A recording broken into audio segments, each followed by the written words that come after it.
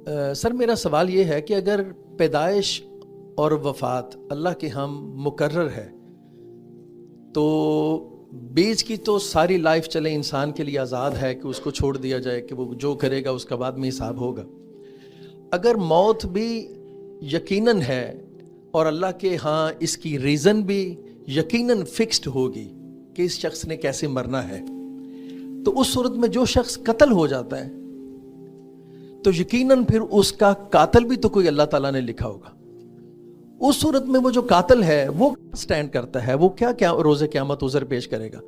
وہ تو یہ کہہ سکتا ہے کہ اللہ میرا تو قصور ہی نہیں ہے، یہ تو آپ نے لکھا ہوا تھا. دیکھیے، یہ ایک لفظ آپ نے اس میں داخل کر دیا، لکھا ہوا ہے. یہ اولاً تو قرآن میں آیا نہیں، دوسرے یہ کہ اگر آیا بھی ہو تو اس کی وہ تعبیر نہیں ہے. اللہ تعالیٰ نے یہ دنیا بنا دی ہے، بنانے کے بعد اس کو ایک عالم اسباب کی صورت دے دی ہے. یعنی اس میں چیزیں اپنے نتائج تک پہنچتی ہیں لیکن اس کا پروسیس، اس کا لائے عمل مقرر نہیں ہوتا. اس میں دسیوں امکانات رکھ دیے جاتے ہیں. اسی چیز کو ہمارے پرانے اہل علم تقدیر معلق کہتے تھے. یعنی چیزیں شرائط کے ساتھ بیان ہو جاتی ہیں. یہ فلاں معاملہ اس طرح ہوگا تو یہ نتیجہ نکلے گا، اس طرح ہوگا تو یہ نتیجہ نکلے گا.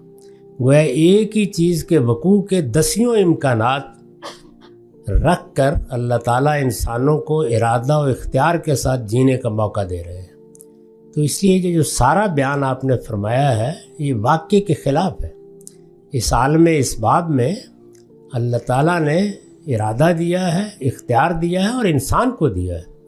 اس کے ساتھ اس کو مہلت عمل دی ہے، اور اس مہلت عمل میں جو اہداف یا ٹارگٹس مقرر کیے ہیں، موت بھی ایک ہدف ہے جس تک ہم آگے بڑھ رہے ہیں. اس کے لیے دسیوں امکانات رکھ دیے.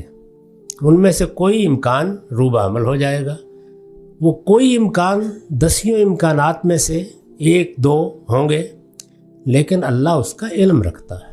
تو یہ بس دو باتیں الگ الگ ہیں بالکل.